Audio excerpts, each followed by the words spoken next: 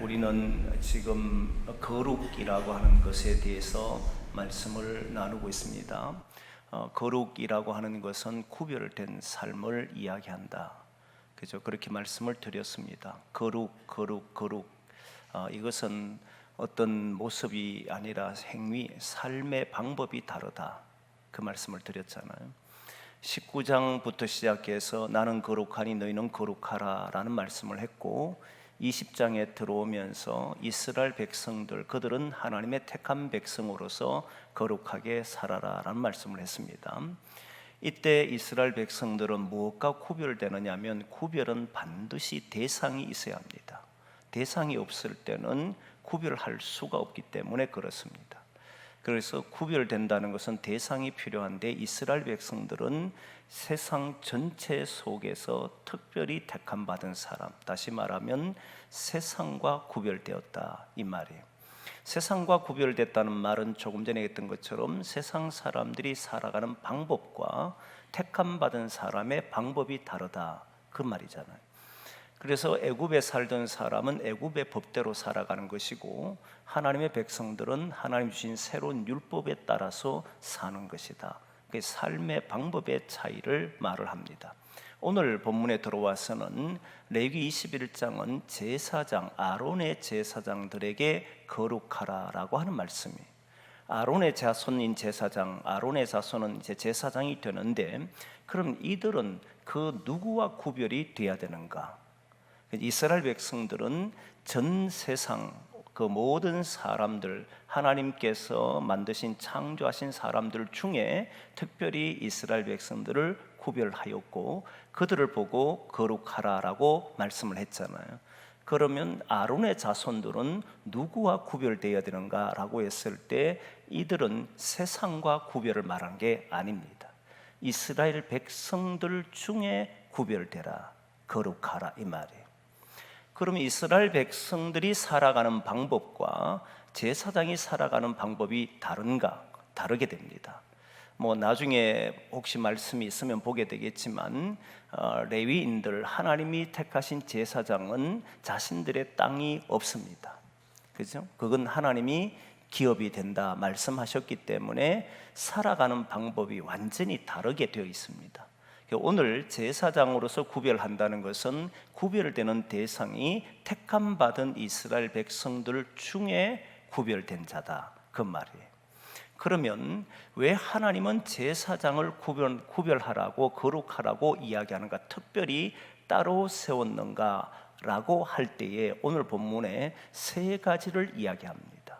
그 중에 하나가 죽은 자에 대한 이야기를 합니다. 이때 죽은 자도 보면 백성 중에 죽은 자를 만지지 말라 그렇게 나와 1절 말씀에 나오는데, 같이 한번 보겠습니다. 1절 말씀 시작. 여호와께서 모세에게 이르시되 아론의 자손 제사장들에게 말하여 이르라. 그의 백성 중에서 죽은 자를 만짐으로 말미암아 스스로를 더럽히지 말려니와. 죽은 자를 만지는 것은 이스라엘 백성들도 못합니다. 시체를 만지지를 못해요. 그런데 제사장은 누구를 만지지를 못하냐면 이스라엘 백성들의 시체도 못 만집니다. 이스라엘의 죽은 자도 못 만집니다. 하나님이 택한 백성이라 해도 못 만집니다. 그러나 예외는 뒀습니다. 예외는 누구냐면 2절 말씀 보면 골육 지친을 보고 이야기해요. 그러니까 자기 피부치, 여기에서 자기 살부치라고 나오는데, 이 살부치라는 것은 피를 나눈 사람들, 그러니까 부모, 형제, 자식, 그리고 친척들까지, 이런 사람들은 죽은 자라 해도 만질 수가 있습니다. 그 외에는 만지지를 못하게 합니다. 그럼 제사장은 누구와 구별되느냐라고 했을 때, 하나님께서 택하신 선민, 이스라엘 백성들 중에 특별히 구별한 사람, 이들 보고 이야기하는 겁니다. 그러면 왜 죽은 자를 만지지 못하게 하는 것인가? 이스라엘 백성들은 결국 하나님의 백성인데 그들을 만질 수는 있는 것은 아닌가라고 했을 때, 그 이유가 몇 가지가 있습니다. 죽은 자에 대한 개념을 조금 생각해야 합니다. 죽은 자라는 것은 무엇이냐면, 이미 성경에서 생각했을 때 성경은 죽었다 살았다라고 하는 이 문제를 때 하나님은 산자의 하나님이라고 이렇게 기록되어 있습니다. 신약에 나오면 하나님은 산자의 하나님인데, 예배 또는 제사를 드리는 제사장은 어쨌든 예배를 드리는 사람들이잖아요. 제사를 집례하는 사람이란 말이에요. 근데 제사를 지내는 것이 고대 근동 지방 사람들은 무엇과 관련되어 있냐면 보통 신에게 제사를 지냅니다. 제사는 아무나에게 지내는 거 아니에요. 신에게 드리잖아요. 근데 그 신에게 드릴 때에 어떤 일이 벌어지냐면 축복이나 재앙 때문에 드리게 되어 있습니다. 그 신과 축복과 재앙이 연결되어 있습니다. 지금도 신앙하는 우리 기독인들 중에도 예배를 드린 이유 중에 하나가 축복과 저주라고 하는 이것 때문에 드린 사람도 있습니다. 사실은 그게 아닌데, 그거는 세상 사람들이 하는 것이고 기독인은 그것 때문에 예배를 드린 게 아니거든요. 제가 아는 사람 중에 한 사람도 그때 한번 예를 든 적이 있습니다만은 축도를 받는데, 축도를 받는 이유가 뭐냐면 끝까지 예배를 드리고 축도는 절대 놓치지 않는다는 거예요. 이유가 뭐냐니까 한 주간 편하려면 축도를 받고 나가야 된다는 거예요. 그럼 축도가 뭐라고 되는 겁니까? 하나님의 복을 받는 통로다, 이렇게 생각한 거예요. 그래서 세상에 나가서 내가 하나님 앞에 저주를 받지 않으려면, 재앙을 받지 않으려면 이제 하나님 앞에 예배를 드려야 되는, 이런 것은 예배와 신과 결부된 형태예요. 고대 근동 지방은 반드시 축복을 받고 싶어서, 예를 들면 농사 짓는 사람들 같으면 풍년을 위해서 제사를 지내거나, 또는 재앙이 일어났을 때 이 재앙을 그치게 해달라고 예배를 드리거나, 이렇게 신 앞에 드리는 것이 축복과 재앙에 따른 예배가 대부분이었습니다. 그리고 또 하나가 있는데, 누구를 위해서 제사를 지내냐면 죽은 자를 위해서 예배를 드리는 경우들이 많습니다. 그러니까 신과 죽은 자가 결부되어 있습니다. 왜 죽은 자와 결부되어 있냐면 이 사람이 죽었는데 좀 더 좋은 곳에 가기를 바란다는 거예요. 그래서 제사가 뭐가 연결되냐면 죽은 자를 위한 예배, 이렇게 되어 있는 거예요. 근데 기독교는 죽은 자를 위해서 예배를 드리지를 않습니다. 우리가 장례가 나도 장례 예배를 드리러 가는데 우리 교우들은 아셔야 되는 것이, 장례 예배는 그 죽은 자를 위한 예배가 아니에요. 거기에 함께하는 슬픔 속에 있는, 사랑하는 사람을 먼저 떠나보낸 가족을 위해서, 살아있는 자들을 위해서 위로하고 소망을 주고, 그리고 거기에서 인내하며 세상에서 하나님의 사람들로 살아가도록 하기 위해서 예배를 드립니다. 죽은 자를 위한 예배는 없습니다. 기독교에는 반드시 산 자를 위한 예배가 돼요. 그 이유가 뭐냐면 조금 전에 했던 것처럼 하나님은 살아있기 때문입니다. 하나님은 죽으신 분이 아니라는 거예요. 산 자의 하나님이시다. 따라서 제사장은 죽은 자를 접촉하지 못하게 하는 이유가 뭐냐면 너희들은 산 자의 하나님을 섬긴다는 겁니다. 죽은 자의 하나님을 섬기는 게 아니라는 거예요. 그래서 일반 고대 근동 지방이나 일반 다른 사회에서 죽은 자를 위한 예배를 드린 것처럼 기독교는 드리지 않는 거예요. 그래서 죽은 자를 위한 기도도 없습니다. 그렇게 하질 않아요. 오직 살아있는 사람을 위해서 기도하는 것이 되지요. 그래서 기독교는 산자의 하나님이기 때문에 제사장, 하나님을 섬기는 제사장들은 죽은 자를 접촉하지 못하도록 했습니다. 이게 하나의 이유 중에 하나입니다. 또 다른 이유는 죽은 자라고 하는 이 개념에서, 죽은 자라는 것은 성경은 조금 독특한 의미를 가지고 있습니다. 일반적으로 보면 죽음은 사람들이 목숨이 끊어진 것으로 여깁니다. 그러나 성경에서 죽음은 목숨의 끊어짐을 보고 그건 인간적인 수명을 다해서 죽은 것으로 보지만, 성경에서 말하는 죽음은 목숨의 끊어짐이 아니라 하나님과의 관계가 끊어짐을 보고 죽음이라고 말해왔던 거예요. 죽음은 뭐냐? 하나님과 단절이라는 거예요. 하나님과 단절됐을 때 인간은 어떻게 되느냐면, 이건 뭐 워낙 많이 이야기해왔기 때문에 아실 겁니다. 인간은 두려움과 불안에서 벗어나지 못하더라. 그런데 이 불안과 두려움을 언제 끝내느냐면, 모든 사람은 죽을 때, 목숨이 끊어질 때 이제 근심이나 걱정은 사라집니다. 그래서 모든 인간의 마지막 한계는 어디냐면 죽음이라고 하는 목숨의 끊어짐을 마지막 한계로 봅니다. 이 죽음은 누구도 이긴 적이 없습니다. 그런데 예수님께서는 이 땅에 오셔서 이 땅의 삶에서도 근심 걱정에 놓이질 않았고, 인간의 마지막 극복할 수 없었던 죽음이라는 벽도 주님은 허물어 버렸잖아요. 그래서 우리가 믿는 예수님은 죽음에 갇혀 있지를 않으셨다. 사망에 가둬져 있지를 않으셨다. 이유가 뭐냐면 이미 예수님은 하나님과 함께 하셨기 때문에, 하나님이 함께하는 사람이었던 예수님은 죽음 속에 있지를 않더라는 거예요. 다시 말하면 예수님은 죽은 자가 아니었고 산 자로 계셨다는 말입니다. 죽음에 가둬지지 못했으니까. 이 말을 잘 기억해 보면, 하나님과 우리가 살아있다라고 말할 때는 하나님과의 관계가 회복된 사람은 살았다라고 말한다 이 말이에요. 죽었다라고 말한 게 아니라는 겁니다. 그렇다면 이스라엘 백성들은 누구냐면, 이스라엘 백성들은 세상에 죽었던 사람들, 죄와 허물로 모두 죽었던 사람 가운데 하나님이 특별히 택하여서 자기 백성으로 삼았기 때문에, 보기에는 죽어있는 사람이든 살아있는 사람, 다시 말하면 세상 사람이든 이스라엘 백성들이 구별이 없는 것처럼 보여도, 하나님 보시기에는 하나님과 단절된 사람은 죽었다라고 봤고 하나님과 관계가 회복된 사람은 살았다라고 봤다는 거예요. 그러면 하나님께 예배하는 이 모든 사람들은 산자로서 예배를 드린다는 겁니다. 그렇기 때문에 제사장은 누구를 위해 드리느냐면, 여기에 있는 우리들이 죽은 자가 아니라 하나님 앞에 살아있는 자로서 오늘 예배 드리는, 그렇기 때문에 죽음을 가까이 할 수 없다는 거예요. 너희들은 죽음과 거리가 먼 사람이라, 이미 하나님 안에서 산 자로서 예배하는 자다, 이렇게 말을 했던 거예요. 그러면 여러분, 우리가 오늘 예배를 드리는 것은 우리가 이 생활이 끝이 나고 마침내 나중에 죽으면 하나님 나라 갈 것이다 라고 하는 그런 개념이 아니라, 우리는 오늘 또 하나님 관계에서 회복된 자로서 살아있는 자로 예배하는 그런 시간이 오늘이다 이 말이에요. 그러니까 우리는 뭘 멀리 해야 됩니까? 죽음의 문화, 죽음의 세상, 죽음이 가져주는 세상의 방법들을 멀리 해야 한다, 이 말을 하는 거예요.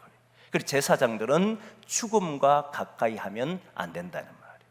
그러면 이 말이 우리 성도들에게 한다면, 오늘 특별히 누구에게 이 말을 하는지 조금 뒤에 다시 보도록 하고, 죽은 자의 제사장이 죽은 자를 멀리하라는 이 말은 결국 세상 죽어 있는 것과는 멀리하는 것이 바로 하나님이 택한 사람들 중에 택한 사람들이 걸어가야 되는 일이다, 이 말입니다. 그래서 저와 여러분들이 살아있음을 기억하고, 죽음 앞에 내 마음을 빼앗기거나 죽음에 속해 있는 문화에 젖어들어서 자기 영혼을 파괴하는 일을 하지 않도록 언제나 살아있는 존재로서 오늘도 예배하는 그런 성도들이 되기를 소망합니다. 그게 오늘 제사장들을 특별히 구별하는 이유였다는 거예요. 두 번째는, 제사장들을 왜 거룩하라고 구별하느냐라고 했을 때 오늘 제목이 어른이라고 정해놨습니다. 어른이란 단어가 나와요. 너희는, 제사장은 백성의 어른이기 때문이다, 이 말을 합니다. 한번 보겠습니다. 4절 말씀입니다. 같이 한번 봅니다. 4절 말씀 시작. 제사장은 그의 백성의 어른인즉 자신을 더럽혀 속되게 하지 말지니라. 어른이라는 거예요. 제사장은 누구냐? 어른이라는 거예요. 그 어른은 백성의 어른이다, 이렇게 되어 있습니다. 그런데 어른의 개념이 조금 정리를 해볼 필요가 있습니다. 우리는 누구를 어른이라고 이야기하느냐 하면, 물론 많은 것이 혼재돼서 어른이라는 용어 자체가 많은 것을 포함하고 있습니다. 대체로 보면 나이가 많은 사람을 어른으로 말합니다. 그렇잖아요. 어른 누구냐면 나이가 많은 사람이다. 어떤 사람 같은 경우는 어른 아무가 되는 것이 아니고 결혼을 해야 된다라고 하는 사람도 있고, 아유 결혼한다고 다 어른이냐, 애를 낳아야 어른이라고 말하는 사람도 있고, 다양하게 어른의 개념은 있습니다. 근데 일반적인 어른은 그 공동체에서 그래도 나이가 많은 연장자를 보고 어른이라고 말을 합니다. 대체로 어른은 그 모습을 보면 어떤 거냐, 뭐냐면 아이라고 하는 개념과 반대되는 개념이기 때문에, 아이는 누군가를 의지할 수밖에 없는 사람을 보고 어린이다, 이렇게 말을 해요. 자녀다. 근데 어른이다라고 하는 이 용어는 스스로 문제를 해결할 수 있는 그런 정도의 사람을 보고 어른이라고 합니다. 다양한 모습이 어른이라고 하는 용어 속에 담겨 있습니다. 그런데 오늘 본문에 백성 중에 어른이라는 단어를 썼습니다. 백성 중에 어른이라고 하면 이 백성이라고 하는 것은 하나님이 택한 사람이다 이 말이잖아요. 그 세상과 제사장은 구별되는 게 아니고 제사장은 백성들과 구분되는데 무엇은 구분이 있냐면 이 제사장은 백성들의 어른이다 이렇게 이야기하는 거예요. 너희는 어른으로서 구분된다는 거예요. 백성들은 그렇다면 아이로 보는 것이고 제사장은 어른으로 보는 이런 것이 되어버리잖아요. 그렇다면 이때 어른은 무엇을 의미하느냐가 굉장히 중요하게 되어버립니다. 성경에 보면 어른이라고 하는 개념이요 분명히 나이로 이야기하는 경우가 있습니다. 보면 인구 계수가 민수기에 나오는데 민수기의 말씀을 보니까 거기에는 각 족장의 어른들이라고 한 내용이 나오는데 그 어른을 표현할 때는 대표적으로 그 가정에서 가장 나이가 많은 그런 사람을 보고 어른이라 하기도 했습니다. 그러나 오늘 본문에 아론의 제사장이라고 했을 때 아론의 자손의 제사장이잖아요. 아론 자손의 제사장이니까 이 가운데는 나이가 어린 사람도 있단 말이에요. 물론 레위인들은 1개월 된 사람들은 다 계수하지만 우리 20세 이상 나가는 사람, 전쟁에 나가는 사람을 보통 이야기한다면 제사장은 얼마 지나면 봉사를 하냐면 대략 30세쯤 돼야 봉사를 시작해요. 그러면 30세 된 사람을 보고 어른이라고 표현하기가 조금 어렵지 않습니까? 그렇잖아요. 그런데 제사장 아론의 자손의 제사장을 백성의 어른이라고 하면 분명히 나이로 이야기하는 것은 아닌 게 분명해져 버립니다. 오늘 본문에 뒤로 가면 너는 그를 거룩히 여길지니라는 말인데 이때 너는 그를이라고 할 때 그 제사장을 거룩히 여기는데 그때 너는이라고 하는 이 말은 모세를 보고 이야기합니다. 모세는 이미 80세가 지나버렸고 80세에 건져냈으니까 이게 시내산의 문제, 시내산에 일어나니까 80세가 넘은 나이였잖아요. 그러면 이제 제사장 해봐야 뭐 50대 된 사람도 있을 것이고 40대 된 사람도 있을 거고 30대 된 사람이 있는데 모세를 보고 그를 거룩하게 여겨야 하는데 어른으로 여겨야 한다 이 말이었거든요. 그럼 분명히 나이로 여기는 것은 아니다라고 말할 수 있습니다. 그럼 이스라엘 공동체의 제사장의 위치는 무엇이었느냐라고 할 때에 대표였다는 겁니다. 이걸 잘 이해하셔야 돼요. 제사장은 무엇이냐면 대표였다라는 말인데 이 말은 이런 겁니다. 여러분 성경을 보면 우리가 레위인들은 내 것이라고 지난 주일날 오후 예배 때 말씀을 들어서 이제 조금 이해는 하고 계실 겁니다. 그런데 우리가 착각을 하면 되지 않는 것이 왜 하나님이 레위인을 모든 이스라엘을 대신하여서 삼았느냐라고 했을 때 저도 처음에는 시내산에서 금송아지를 섬기고 난 이후에 누가 내 편에 설 것이냐라고 했을 때 모세가 그 이야기를 하자 레위인들이 일어나서 그들이 하나님 편에 서서 그 범죄하는 사람들을 모두 죽이게 됩니다. 그때 죽였을 때 모세가 마치고 난 이후에는 너희들이 주께 헌신하는 자라고 하는 칭찬을 합니다. 그런다고 해서 이것 때문에 나는 너희를 구분했다 이런 말은 없어요. 그렇게 되면 문제가 일어나는 게 있습니다. 뭐가 문제가 일어나냐면 하나님은 우리의 행위에 따라서 선택한다 이렇게 돼버리거든요. 그럼 하나님의 선택의 조건은 어떤 행위, 우리의 행위의 유무에 따라서 일어나기 때문에 그건 상당히 어려운 해석이 됩니다. 그래서 많은 주석학자들과 대부분 성서학자들은 그것으로 인하여서 선택됐다고 보지를 않습니다. 저도 거기에는 약간 동의하는 편이고, 그러나 그렇게 됐다라고 해도 문제는 될 건 없습니다. 왜냐하면 그들은 분명히 하나님 편에 서서 행동했기 때문에 문제는 되지를 않아요. 그러나 그것으로 인해서 모든 이스라엘의 대표가 됐다라고 말하기는 어렵다 이 말이에요. 근데 그럼 왜 이들은 하나님이 선택했느냐라고 했을 때 그 내용은 나오질 않습니다. 대신 이런 말씀은 있습니다. 모든 이스라엘의 맏아들로, 그때 이 말은 출애굽기의 말씀을 보면 10가지 재앙을 일으킬 때 장자를 죽인 경우가 있었습니다. 모든 애굽에 있는 장자는 죽습니다. 그런데 이스라엘 백성들의 장자는 죽지를 않아요.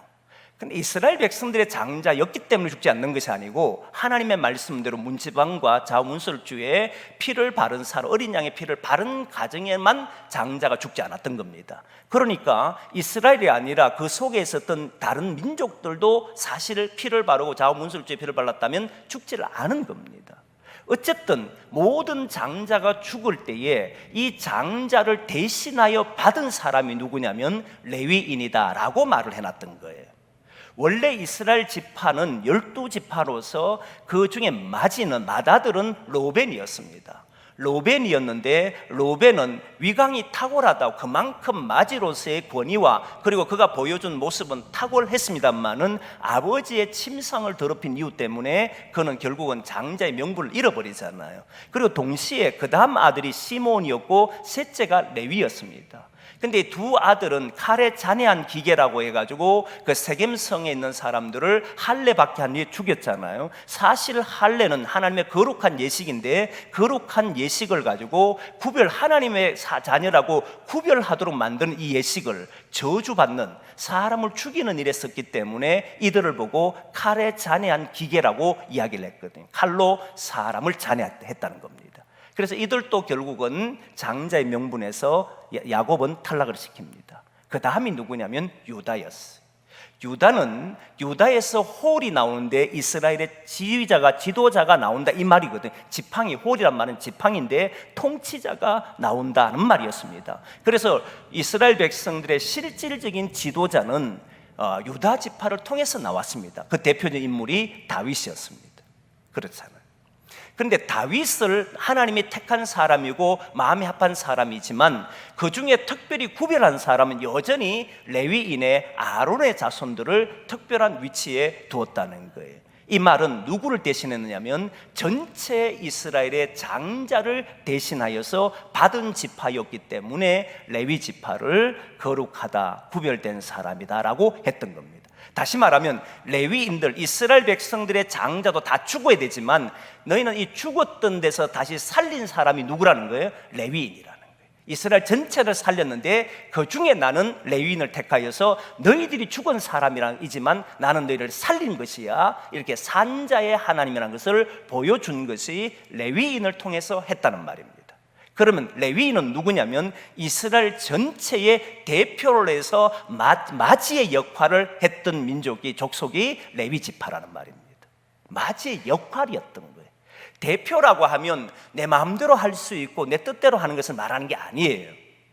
여러분 마지들이 가정에 보면 요즘은 마지들이 어떤지 잘 모르겠습니다만은 저는 어릴 때 보니까 저희 형님도 계신데 마지의 책임이 참 막중합니다. 부담감이 커요. 마지들은. 근데 그 마지들이 권한을 내세우느냐는 그것보다는 마지로서의 역할이 무겁게 느껴지는 경우가 많더라는 거예요. 그렇지 않습니까? 그래서 부모님도 야단을 치면 동생과 싸우면 형이 네가 마지가 어떻게 이럴 수 있냐 해서 형에게 야단을 치고 네가 먼저 태어난 애가 양보를 해야지 해서 마지에게 다 그 이야기를 했던 거잖아요. 보통 보면.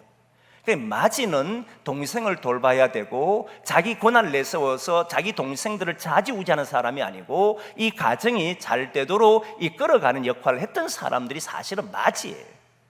그러듯이 지금 레위인을 택한 것은 네가 특별한 존재야. 그래서 너는 나한테 특별한 존재이기 때문에 다른 족속과는 다른 존재야. 이 말을 하는 것이 아니고 너는 마지로서의 역할을 해야 되는 존재야. 이 말이었던 겁니다. 지금 레위는 원래 장자였던 모든 이스라엘의 장자가 죽어야 되지만 그 죽음에서 살려주신 대신으로 받은 사람이 누구라는 겁니까? 레위인이었다는 거예요. 레위인은 마지의 사람으로 됐다는 거예요. 그것이 바로 레위인이고 그 중에 아론의 자손들이 이 역할을 했다 이 말이에요. 그러면 이것이 오늘날 우리에게 말을 할 때는 어떻게 적용할 수 있느냐가 관건이잖아요. 우리 모두는 하나님의 택한 백성입니다. 모든 사람이 제사장이라 해도 요즘은 루터 이후에 종교개혁자들은 모두가 하나님 앞에 거룩한 제사장이라고 했습니다. 이때 우리가 생각해야 될 것은 뭐냐면 이때 제사장은요 하나님 앞에 나가서 누구든지 예배할 수 있는 사람을 볼 때 이야기하는 이야기입니다. 그리고 이스라엘 백성들이 전체 모든 민족의 대표가 된 이유는 뭐냐면 여러분 구약 성경을 보면 원래는 이스라엘도 하나님에게 선택될 수가 없었는데 선택된 이유는 모든 나라보다 작은 나라였다라고 하는 이야기를 말씀을 하고, 모든 민족을 대신하여서 세운 사람이 누굽니까? 이스라엘이었다는 거예요. 그럼 결국 이스라엘은, 다른 나라는 하나님께서 멸망하라고 하는 것이 아니고 하나님의 뜻은 세상을 구원하는 게 하나님의 뜻이니까 하나님의 약속의 백성이 어떻게 살아야 되고 거룩하게 사는 것이 무엇인지를 누구를 통해 드러내 보이려고 했냐면 이스라엘을 통해서 드러내려고 했다는 말이잖아요. 그러면 이스라엘 중에는 어른의 역할을 해야 되고, 이스라엘 중에는 그 길을 보여줘야 되는 역할을 해야 되는 사람이 누구였다는 겁니까? 레위인들이 했어야 된다 이 말이에요. 그러면 오늘날 우리에게는 무엇이 있느냐면, 오늘날 누구를 보고 그러면 레위인의 거룩한 제사장의 아론의 자손의 역할을 해야 되느냐라고 했을 때 이런 거라고 생각합니다. 교회는 두 종류의 모습이 있는데, 하나는 목회자라고 하는 그룹이 있고 또 하나는 성도라는, 하나님의 성도라는 백성들이 있습니다. 백성들을 대표해서는 누가 있느냐면 장로님들이 있는 거예요. 그렇잖아요. 그럼 이 둘 사이가 서로를 견제하는 것이 아니고 이 둘 사이는 서로를 도와주면서 주의 몸된 교회가 거룩해지도록 하는 일을 위해서 하는 겁니다. 그럼 백성의 대표인 장로님들이 해야 될 일이 뭐냐면 거룩해야 한다는 거예요. 구별돼야 한다는 거예요.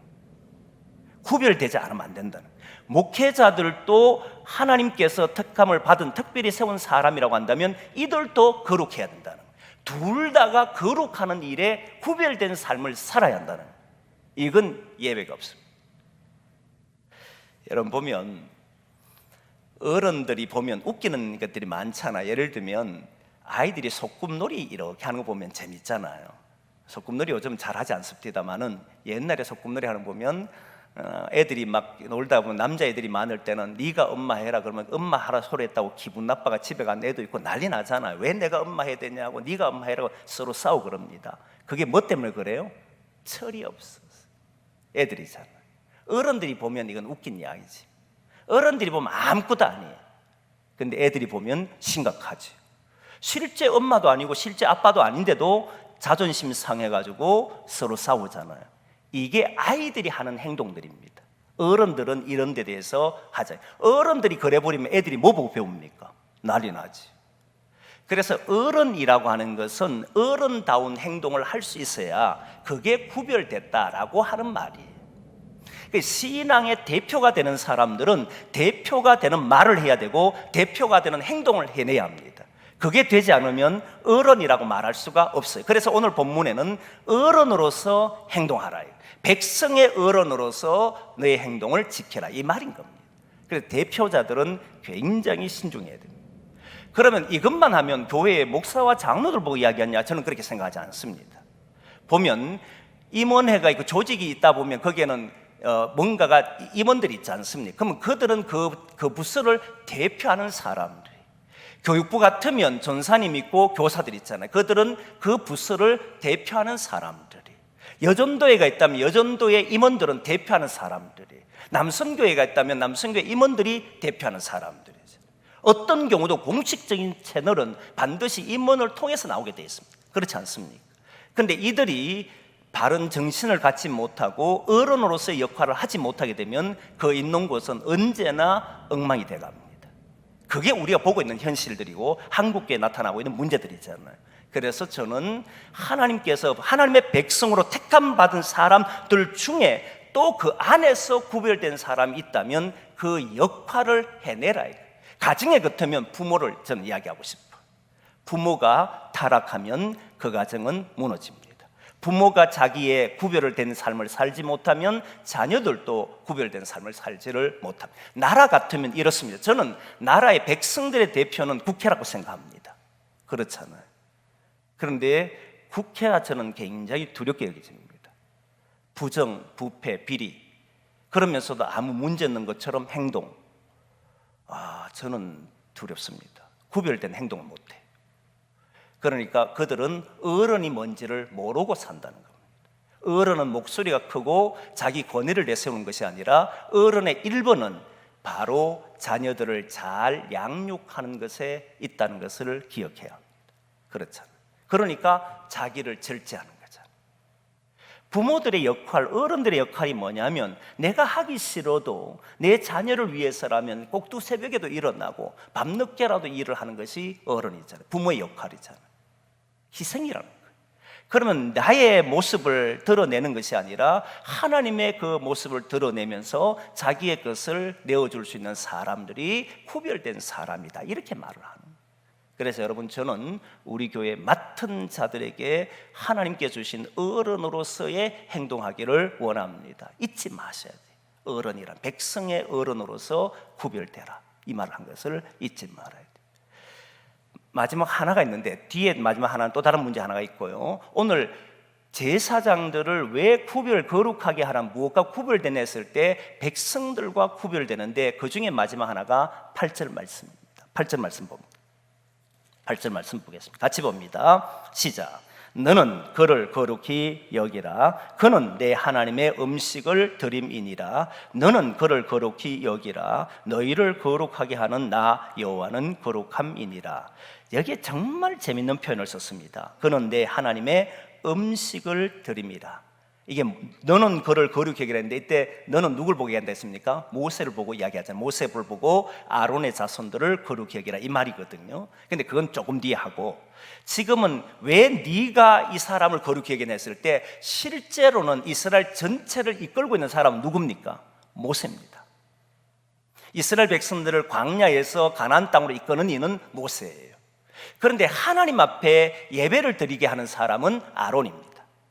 아론이 하는 거잖아요. 다윗이 전체 지도자지만 그 당시에 대제사장은 하나님 앞에 예배드린 자예요. 백성들 모두는 다윗의 이야기를 들어야 합니다. 그런데 다윗은 누구를 존중해야 되냐면 대제사장을 존중해야 됩니다. 그 이유가 뭐냐면 제사장은 하나님께 음식을 드리는 자다, 이 말을 했어요. 다시 말하면 제사장이 거룩해야 되는 이유가 뭐냐면 백성들과 달리 살아야 되는 이유가 하나님께 음식을 드리기 때문이다. 이때 음식이라는 것은 제물 또는 뭐 이렇게 어떤 먹을 수 있는 그런 양식을 보고 이야기해요. 그럼 보통 이거는 번제물이든 소제물이든 속건제물이든 속죄제물이든 화목제물이든 이 제물을 생각할 수 있지 않습니까? 이걸 주관하는 사람들이 제사장이라고 생각해요. 그러면 번제물을 드리고 하나님 앞에 예배 제사 드린 사람이기 때문이다라고 말했으면 좋았는데, 오늘은 음식을 드린 자라는 표현을 썼다는 거예요. 참 이게 신기해요. 느헤미야서를 요즘 새벽에 보고 있는데, 느헤미야를 보면 느헤미야가 예루살렘 성벽이 회파되고 그리고 성문이 불에 탔다는 소식을 듣고 이스라엘 백성들이 거기에 있는 사람들에게 이제 능욕과 수치를 당한다는 이야기를 듣습니다. 그리고는 이 사람이요 돌아가려고 마음을 결단을 합니다. 돌아가서 성벽을 세우려고 해요. 그리고 성문을 다시 건축하려고 합니다. 그리고 돌아가요. 돌아가는데 돌아갈 수가 없어요. 왜 못 가냐면 그는 페르시아의 수상궁의 술 맡은 관원이었습니다. 술 맡은 관원은 왕의 제가가 없이는 돌아갈 수가 없어요. 근데 술 맡은 관원은 어쨌든 왕의 음식을 음료를 담당한 거잖아요. 어쨌든 음료를 담당하는 사람이 수심에 가득 찰 수가 없어요. 수심에 차면 특히 음식에 독이라든지 잘못된 음식을 바칠 수 있기 때문에 항상 그 밑에 있는 사람들, 음식 바치는 사람들은 그 얼굴이 기름기도 있어야 되고 건강해야 합니다. 그래서 다니엘이 포로가 되었을 때 그때 왕국 내시가 뭘 줬느냐면 왕의 진미를 주지 않습니까? 이유는 이들이 건강함이 없으면 왕이 불안해지니까 이들에게 얼굴이 이게 빛이 나도록 하기 위해서 왕의 진미를 이들에게 하사했던 사람이에요. 그만큼 음식을 담당하는 사람은 자기 얼굴의 빛을 유지해야 합니다. 그런데 그들이 얼굴의 빛이 사라지면, 여러분 얼굴의 빛이 사라지는 것은 뭔가가 있다는 거잖아요. 그렇기 때문에 이들은 철저하게 자기를 관리합니다.